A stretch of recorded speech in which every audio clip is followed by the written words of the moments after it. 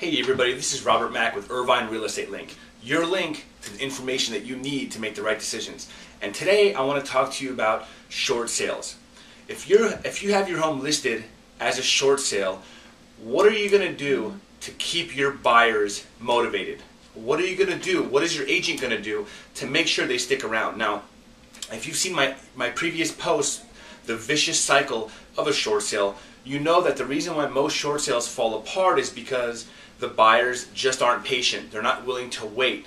So what do you have to do to make sure that they wait? Now, obviously nothing's guaranteed, but there are certain things you can do to increase those chances of the buyers for your home to stay motivated and to stay in a mindset where they're willing to wait for your home. Wait for the process of the short sale to be approved by your agent. So I've been doing short sales for about 3 to 4 years now, and what I've come across are two techniques to keep those buyers, the buyers that have submitted offers on my clients' properties, at short sale properties, keep them waiting patiently and motivated. So the first is the incentive.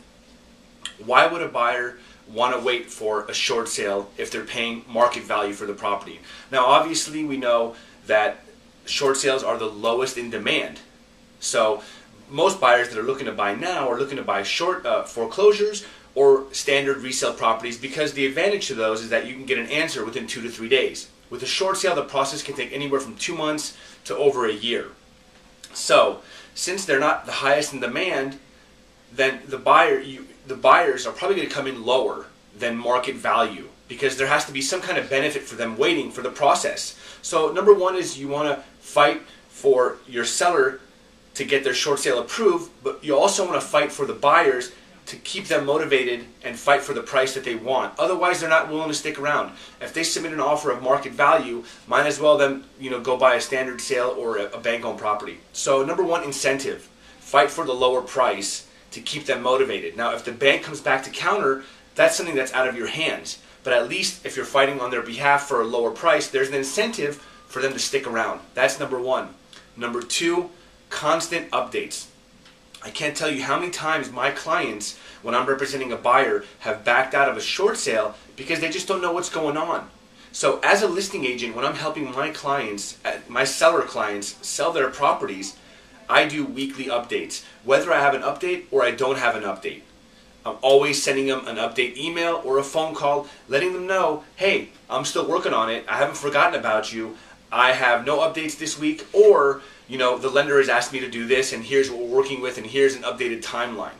So remember, if you're a seller and you're trying to sell your home as a short sale, make sure your agent is focusing on those two issues. Number one, what's the incentive for the buyer to stick around? Is there a price worthwhile for them to stick around? Number one.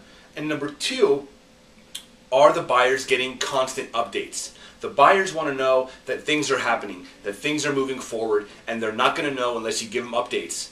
Now, I just want to give you a quick example. I've been working on a short sale in Irvine for the last 8 months, and I finally got approval on Friday. So it took me 8 months because there was 2 loans, very complicated situation, but I finally got it approved.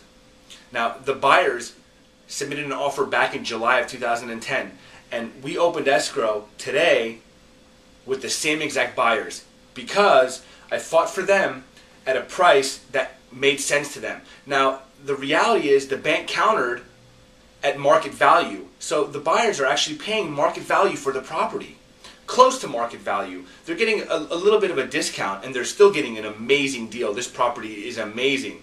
But they stuck in there for the long haul because we were fighting for the lower price. In the end, the bank wanted a certain amount, and they agreed to it because they liked the house.